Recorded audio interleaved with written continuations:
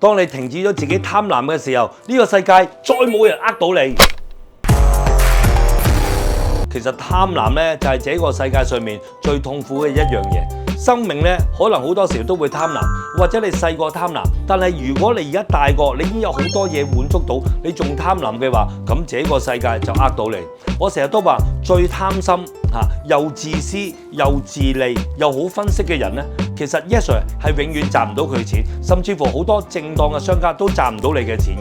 唯一能夠賺到你嘅錢就係騙子。當你冇播過種，冇盡過力，點解會有人無啦啦會揾你合作？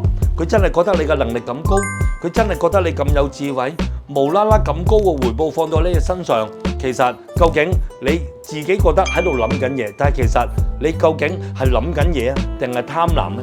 貪婪係會將你後悔一生，所以我哋永遠要記住，貪婪係等於我哋欺騙緊自己。所以最後同大家講一句，貪婪你只會不停咁樣吸引到騙子。好片記得俾朋友。